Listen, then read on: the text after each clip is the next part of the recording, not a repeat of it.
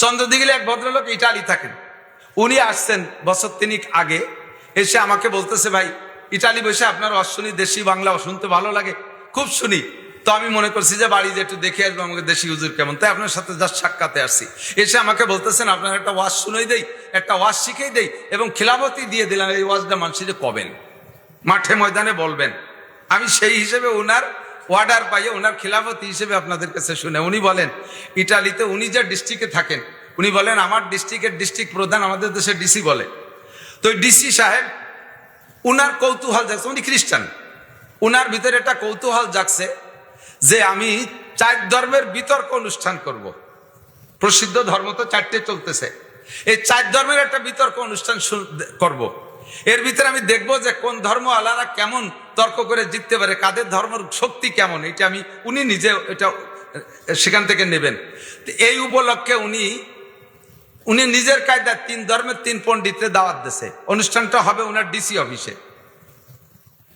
আর আমার দায়িত্ব, উনি বলতেছেন যে আমাকে দায়িত্ব দিয়েছে, আমার সাথে ডিসি সাহেবের সম্পর্ক ভালো, আমাকে দায়িত্ব দিয়েছে যে আপনি একজন আলেম খুঁজবেন মুসলমানদের ভিতরে, ইটালিতে যারা আছে তার ভিতর থেকে আনবেন, এই দায়িত্ব আপনার। দোভাষীর কাজ প্রয়োজন হলে আপনি করবেন, আর বাকি 3 জন আমি সংগ্রহ করতেছি। উনি খ্রিস্টানদের থেকে বড় একজন পাদ্রী সংগ্রহ করেছে, বুদ্ধদের থেকে বড় একজন বুদ্ধ সংগ্রহ করছে, হিন্দুদের ভিতর থেকে সত্যি একজন বড় শিক্ষিত পণ্ডিত সংগ্রহ করছে। এই 4 জনকে নিয়ে ওনার মজলিসে বসাইছেন, প্রত্যেকের সাথে সাথে লোক আছে। তিনি বললেন সর্বপ্রথম হিন্দু ভদ্রলোকে দায়িত্ব দিয়েছে। ওনার বক্তব্যের সময় উনি বলছেন যে আপনি মন খুলে, কোনো লজ্জা নাই, কোনো ভয় নাই, আপনি যত কায়দায় পারেন আপনার হিন্দু ধর্মের সত্যায়িত করবেন। যত দলিল আছে আপনার মুখস্থ আছে, লিখিত আছে, আপনি রেফারেন্স দিয়ে দিয়ে বলবেন, আমি কম্পিউটারে জমা করব, পরে আমি এগুলো আবার তাহকিক করব আপনি সত্য বলেছেন না মিথ্যা বলেছেন। পাশাপাশি আপনার বক্তব্যের ভিতরে এমন ভাবে বলবেন যাতে সামনের 3 জন আর আপনার ধর্ম নিয়ে কোনো কথা বলতে না পারে, কোনটা পারলে পলায় চলে যাক ভয় পাইয়া, এমন ভাবে বলবেন উন্মুক্ত। সত্যি হিন্দু ভদ্রলোক, শিক্ষিত মানুষ, বড় পণ্ডিত মানুষ, ধর্ম সম্পর্কে ভালো অভিজ্ঞতা, উনি যেভাবে বলছেন তার বক্তব্য হিন্দু ধর্মের সত্যায়িত সম্পর্কে, তার সঠিকতা সম্পর্কে, তার আদর্শ সম্পর্কে এমন বক্তব্য দিয়েছে আমি নিজেই ইমানের কাছে হেরে যাওয়ার মতো। আমার মনে হচ্ছে যে এই 3 জন কিছু বলতে পারবে না, আমাকে সবাই হিন্দুই হয়ে যেতে হবে আজকে, এমন একটা ভাব। সত্যি লোকটা বড় পণ্ডিত, লম্বা আলোচনা তো তা বলতে পারবো না। এরপরে ওনার বক্তব্য শেষ হলে, জি আপনার হয়েছে, আর কিছু আছে, আপনি কিন্তু আর কোনো কথা বলতে পারেন, আপনি ফাইনাল এই পর্যন্ত। বলে হ্যাঁ স্যার হয়েছে আমার। তো এরপরে বক্তব্য হলো বুদ্ধর, এই চায়নার নেড়া, উনার বক্তব্য।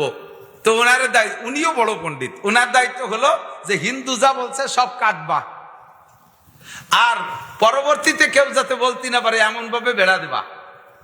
তে ভদ্রলোক বড় পণ্ডিত মানুষ, কায়দা মতো ঝাড়ছে, হিন্দুর ধর্মরে একেবারে শেষ করে দিয়েছে।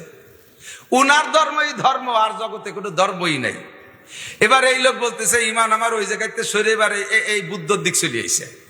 এমন মনে হচ্ছে যে বুদ্ধ ধর্ম সবাই পালন করা লাগবে। 2 জনের বক্তব্য শেষে দিয়েছে খ্রিস্টান পাদ্রীকে। পাদ্রীর কাছে তো আসমানি কিতাব ইনজিল আছে, উনরা অরিজিনালি আল্লাহকে বিশ্বাস করে, নবী হিসেবে ঈসা আলাইহিস সালামকে মানে। তো বাকি উনার আসমানি কিতাব দিয়ে উনি এমন ভাবে বলছেন আগের 2 জন শেষ, এ 2 জন চলে গেলেও পারে যে কোনো ফাঁকে, আর সামনে হুজুর কিছু বলতে পারবে না। এই খ্রিস্টান ধর্মকে এমন ভাবে উপস্থাপন করছে। 3 জনের বক্তব্য শেষমেশ দেশে হুজুর রে, হুজুর আপনি বলেন। ডিসি সাহেব ভাবতেছেন যে হুজুর পালাবে, হুজুর হেরে যাবে, কারণ এই 3 জনের বক্তব্য কাটতে হবে, তারপরে ইসলাম ধর্মকে প্রতিষ্ঠিত করতে হবে, এটা পারবে না, ব্যর্থ হবে। তো হুজুর বললেন, স্যার খুতবা টুতবা শেষ করে একটু কোরআন শরীফের আয়াত মজার করে তেলাওয়াত করে বলতেছেন, স্যার আমাকে যদি আল্লাহ 100 বছর হায়াত দেয়, এই মজলিসের সবাই যদি 100 বছর হায়াত দেয়, আমি 100 বছর পর্যন্ত প্রমাণ দিতে পারবো ইসলাম ধর্মই ধর্ম, আর কোন ধর্ম নাই। এর জন্য 100 বছর পর্যন্ত আমি দলিল দিতে পারবো। আল্লাহ পাক আমার কাছে এত দলিল রেখে দিয়েছেন, আমি এত দলিল সংগ্রহ করতে পেরেছি। তবে এই হায়াতও কেউ পাবো না, এই সময়ও কেউ নেই। আজকের মজলিসটাও সীমাবদ্ধ, নির্দিষ্ট সময় শেষ হয়ে যাবে।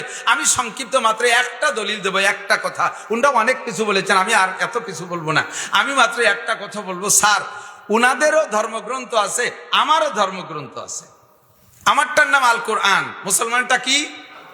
আমারটার নাম আল কোরআন। উনাদেরও যার যার ধর্মগ্রন্থ আছে। আপনি অর্ডার দেন, আমি সারা পৃথিবীর সমস্ত কোরআন শরীফ সংগ্রহ করে ফেলবো, একটা কোরআনও কোথাও রাখবো না, সব ক্লোজ করব। উনাদের যত ধর্মগ্রন্থ আছে সবগুলো এক জায়গায় একত্রিত করুক, আর এই সমস্ত চারি ধর্মের সমস্ত ধর্মগ্রন্থগুলো আপনি পোড়ায় দেবেন অথবা সাগরে ডুবোয় দেবেন। এরপরে আপনি অর্ডার দেন, প্রত্যেকে যার যার ধর্মগ্রন্থ হুবহু লিখে দিতে পারবে কে কে।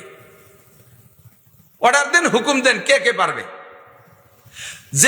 যে পারবে তারটা সঠিক, যে পারবে তারটা সঠিক, যে পারবে না তারটা ফেল। স্যার এবার বললেন, এই আপনারা তিনজন বলেন, পারবেন আপনাদের ধর্মগ্রন্থ সব পোড়াই দেওয়ার পরে আবার লিখে দিতে পারবেন? কয় স্যার আপনার পায়ে ধরি, আমাকে ঠকা জিতা নিয়ে আমাদের কোনো মিডিল টিডিল নেওয়ার দরকার নাই, আমাকে বই কোরআন পোড়াইয়েন না। হুজুর বললেন আমার সব কোরআন পোড়াই দেন, আমাকে মাত্র 1 ঘন্টা সময় দেবেন, ইনশাআল্লাহ বিসমিল্লাহির রহমানির রহিম আলহামদুলিল্লাহি রাব্বিল আলামিন থেকে নিয়ে মিনাল জিন্নাতি ওয়ান নাস সূরা নাসের শেষ আয়াত পর্যন্ত 6666 আয়াত, 30টে পারা, 114টা সূরা, যেখানে যেমন আছে হুবহু সেখানে তেমন করে আমি 1000 কপি কোরআন শরীফ হাতে হাতে লিখে দিতে পারবো ইনশাআল্লাহ। আমার এই একটাই দলিল আমার ধর্ম সঠিক হওয়ার জন্য। দালিকাল কিতাবুল লা রাইবা ফি, এই কিতাবের মধ্যে কোনো সন্দেহ আপনাদের আছে? এর ভিতরে কোনো পরিবর্তনের দরকার আছে? আমাদের এক নেতা কিছুদিন আগে এক কথা কইয়া মহাবিপদে বের, কোরআনের মধ্যেও সমস্যা আছে। একটু কন্যা নাউজুবিল্লাহ, কোরআনের মধ্যে যে কয় সমস্যা আছে, এখন তার মধ্যে সমস্যা আছে না নাই? হও কথা কইয়া বিপদে পড়তে যাবা না, সুপার দোষে শেষা খাও।